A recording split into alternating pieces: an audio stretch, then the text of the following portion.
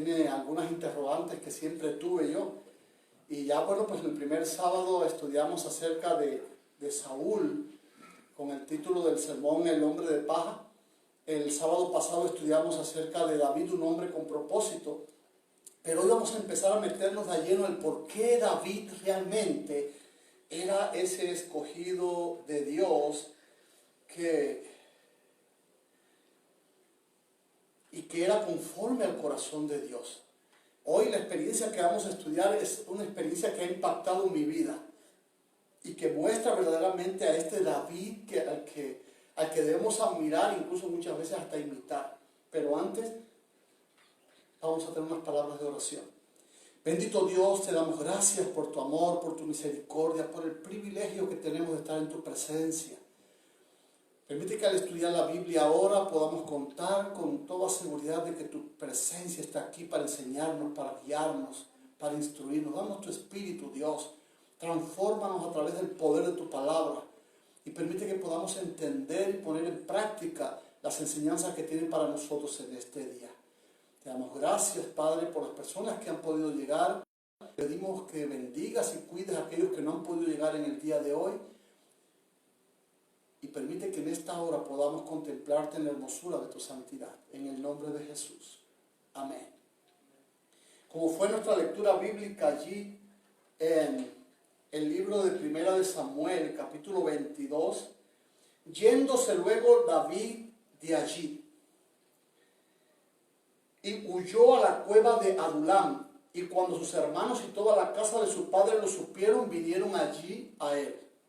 ¿De qué está hablando esta historia? La vida de David es posiblemente entre las tres que mejor reflejan la vida del cristiano y sus luchas. Para hablar de él necesitamos más de una semana, pero yo hoy quiero hablarte acerca de un fragmento de esta vida intensa que pudiera ayudarnos en nuestra propia experiencia. Acabamos de leer la lectura bíblica allí del versículo 1 del capítulo 22 y hay algo que me impacta al comenzar el texto. Y es, yéndose luego David de allí. ¿De dónde se tuvo que ir David? Tendríamos que ir primeramente a ver dónde estaba David anteriormente a esta experiencia en la cueva de Adulam. Nos damos cuenta entonces de que David estaba en una situación crítica. David acababa de perder su empleo, su esposa en plena luna de miel, su hogar, su consejero, su amigo íntimo y por el respeto por sí mismo. De tal manera que David tuvo que huir de la tierra de los suyos hacia el lugar más insospechado. Tendríamos que subir unos textos antes, en el versículo 21, y allí en el capítulo 21, y en el verso 10 dice, y levantándose David aquel día, huyó de la presencia de Saúl, y se fue a Aquis, rey de Gad. Así que ahora David tuvo que huir de los suyos y verse en la ciudad de Gad, con el rey Aquis. Pero el rey Aquis era el rey de los filisteos. Y la ciudad de Gad era el peor lugar para esconderse, porque recuerdan que el paladín de esa ciudad fue el que derrotó a David precisamente y le dio fama internacional, pudiéramos decir. Porque Goliat, su nombre era Goliat de Gad, porque era precisamente de esta ciudad. Y ahora David tiene que esconderse precisamente entre sus enemigos.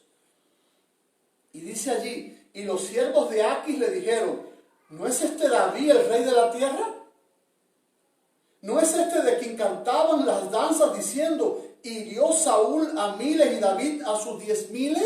Refiriéndose a filisteos, Cada vez que Saúl mataba a 1,000 filisteos, dicen ellos, acuérdense que este mataba 10,000. Y así le cantaban. Y David puso en su corazón estas palabras y tuvo gran temor de Aquis, rey de Gad.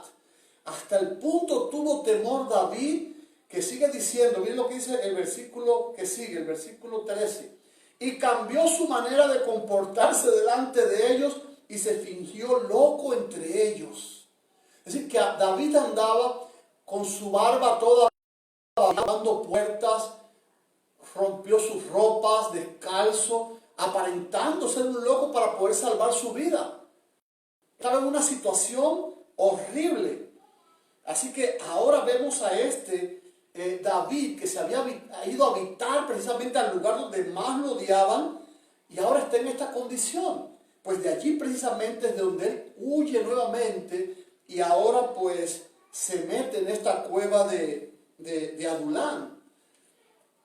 Este era hasta ese momento el período de mayor sufrimiento de David, de mayor abatimiento en la vida de David. Si quieres saber cómo se sentía David en ese momento, solamente tienes que leer el Salmo 142. Fue un salmo que David escribió precisamente en ese periodo en el que David se quedó sin nada. Yo no sé si ya has vivido esa experiencia, que pierdas todo lo que te acabo de decir que David perdió. Su empleo, su esposa, su hogar, su consejero, su amigo, su ejército, porque era general. Lo perdió todo en un instante y ahora andaba vagabundeando y no sabía dónde esconderse, no sabía dónde poder tener seguridad. Y ahora él escribe este Salmo 142, que pudiéramos leer un poquito nada más para entender la situación en la que se encontraba David. Dice: con mi voz clamaré a Jehová, con mi voz pediré a Jehová misericordia, delante de él expondré mi queja, delante de él manifestaré mi angustia. Cuando mi espíritu se angustiaba dentro de mí, tú conociste mi senda. El camino en que andaba me escondiera un lazo. Mira a mi diestra y observa, pues quien me quiera conocer. No tengo refugio, ni hay quien cuide de mi vida. Ahí precisamente David expresa la condición en la que se encontraba. No tenía ninguna seguridad, no tenía que comer, no tenía con quién hablar, aparentemente no tenía una promesa a que aferrarse. No había esperanza de que las cosas cambiasen. Estaba solo en una lóbrega cueva y para colmo la cueva se encontraba en Adulán. Y ustedes dirán, ¿qué tiene que ver que la cueva esté en Adulán? Pues Adulán significa lugar sellado. No hay nada más sellado que un sepulcro. Posiblemente David se fue a esa cueva y se metió en el fondo de la cueva, pues a morir. Ya no tenía más nada por qué vivir, ya no tenía más nada por qué luchar. Pues David pensó que ese iba a ser su fin, que Dios se había olvidado de sus promesas, de aquel llamamiento que le había hecho por medio del profeta Samuel, y las cosas que amaba, de todo menos de Dios. Por esa razón David tiene fuerza para escribir el Salmo 142 en un momento en el que todo se había ido de su vida, todos le habían abandonado. En ese verso número 4 donde dice: no conozco a nadie que se preocupe por mí. Estoy muy abatido, sálvame, Señor. Lo único que le quedaba a David, ¿quién era? Era Dios. No le quedaba más nada. ¿Puede usted sentir en sus palabras la soledad de ese sitio donde se encontraba David? La soledad, la humedad de la cueva. Podemos percibir incluso la desesperación de David. La profundidad en que se encuentra hundida su vida. No hay escape posible para David. No queda nada. No obstante, en medio de todo esto, David no ha perdido de vista a Dios. Y eso es algo importante para nosotros. En este mundo podrán venir dificultades, podremos perderlo todo. Pero si no perdemos de vista a Dios, Dios siempre será la persona correcta para comenzar de nuevo. Dios siempre será el refugio correcto para obtener fuerzas para empezar una nueva batalla. No obstante, en medio de todo esto, David proclama a Dios y le pide que lo libre. Prácticamente podemos ver el corazón de este hombre, esta interioridad que solo Dios puede ver, esa cualidad invisible que Dios vio cuando lo escogió a él, al ungirlo cuando era solo un niño pastor de las ovejas de Belén. Esta situación presente era nada más que un reto para David. David había sido puesto en la situación en que Dios podía en verdad comenzar a moldearle. Eso es algo interesante que tenemos que aprender. Cuando vienen las pruebas, cuando vienen las dificultades, es una oportunidad óptima para que Dios pueda trabajar nuestro carácter, para que Dios pueda moldearnos y capacitarnos conforme a sus propósitos. Porque mientras las cosas van bien, pues siempre hay una esperanza de escape, de buscar otra solución. Pero cuando todo se acaba y solamente te queda Dios, esa es la oportunidad en la que Dios puede hacer lo que tú realmente necesitas. Podríamos resumirlo de esta manera y quizás hasta inventar una nueva bienaventuranza. Sería no hacer nada, o peor aún, la bendición de haberlo perdido todo. ¿Se imaginan que en los evangelios allí, en las bienaventuranzas apareciera bienaventurado al que se le quita todo? Pues eso es lo que pasó con David. Bienaventurado David porque él solo tenía a Dios. ¿Y sabe que a veces nos pasa a nosotros así? Bienaventurado cuando solo nos quede Dios. Porque cuando nos quede nuestro trabajo, cuando nos quede nuestra compañía, cuando nos quede nuestra familia, cuando nos quede, no sé, nuestro carro, siempre vamos a poner, somos así los humanos, siempre vamos a poner nuestra confianza en esas cosas. Pero cuando no nos queda nada, entonces nos queda Dios.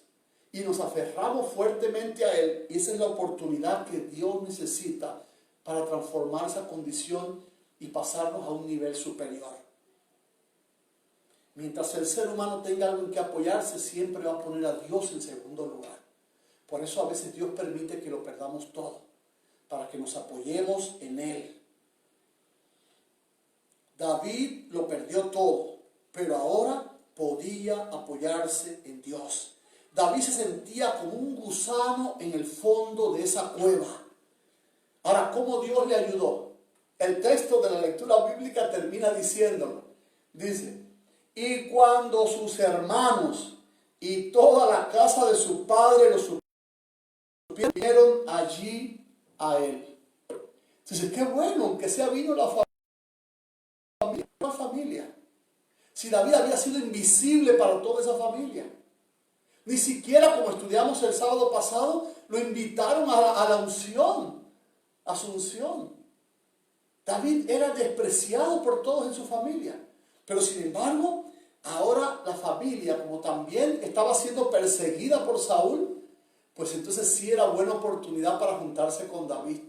Y ahora se meten en la cueva con David allí, de tal manera que David tuvo ahora que cargar con aquella familia que era un problema para él. Quizás Dios quería enseñarle algo importante también, ¿sabe? Quizás debemos entender que no debemos hacer acepción de personas y que además ellos ahora estaban corriendo su misma suerte. Los perseguía el mismo enemigo y debía mirarlo a través de los ojos de Jesús.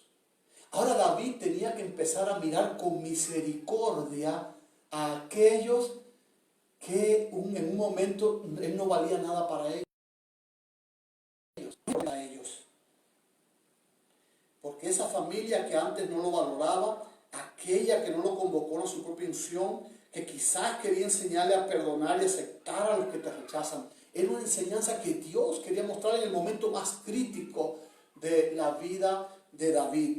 Pero todavía la cosa se pone peor.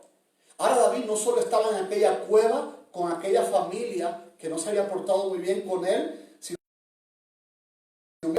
y se juntaron con él todos los afligidos y todos los que estaban endeudados y todos los que se hallaban en amargura de espíritu, y fue hecho jefe de ellos y consiguió como 400 hombres. Resulta que ahora David, que se estaba muriendo de tristeza porque se sentía como un gusano solo en una cueva, ahora Dios le trae 400 personas más. Pero no eran personas que tú dices, bueno, estos los van a ayudar a encaminarse. Eran, como dice el texto, ¿quiénes eran? Los revoltosos, los afligidos, los endeudados y los amargados de espíritu. Es decir, gente que estaba en una peor condición que la de David. No sé si te ha pasado de alguna vez. En Cuba, por lo menos en la parte donde yo vivo, hay una expresión que usamos que dice, éramos pocos y parió katana. Como diciendo, ya tenía muchos problemas con los míos y ahora encima se me van a asumir los problemas de 400 personas que están peor que yo. Y eso fue lo que le ocurrió a David. David se sentía un gusano y ahora Dios le llena la cueva de 400 gusanos como él.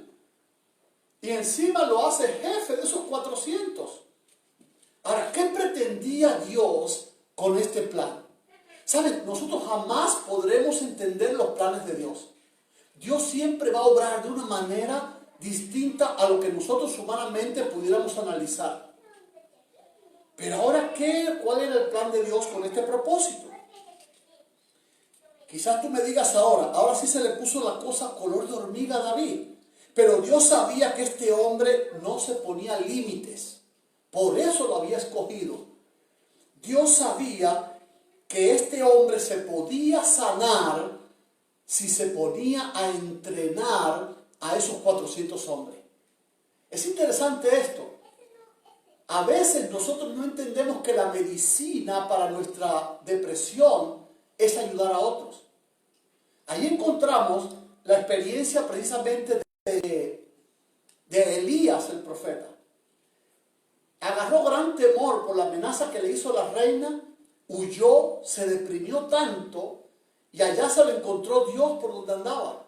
En la cueva de Oreb se lo llevó y ahora Dios le da una misión a Elías y le dice: tienes que ungir a un rey en Siria, tienes que ungir a Jehú como rey y tienes que ungir a Eliseo como profeta.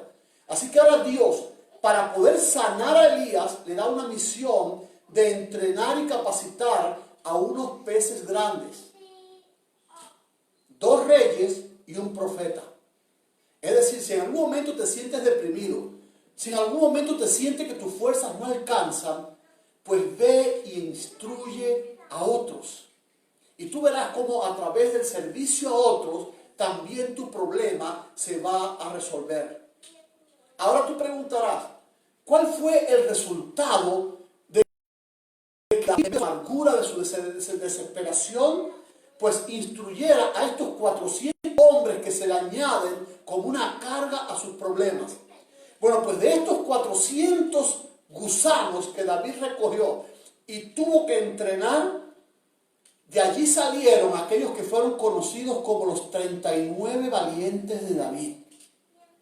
Esa gente que había llegado lleno de miedo, afligido, ahora de esa gente Dios los entrena y logra sacar aquella tropa especial de valientes que están reconocidos en la Biblia. Su ejército luego creció sin límites, pero la Biblia reconoce las hazañas de estos valientes de David y fueron precisamente los que entrenó en esta situación difícil en la que se encontraba David. Además, en esta etapa de David, él también escribe 2 salmos más muy interesantes, que son el Salmo 57 y el Salmo 34.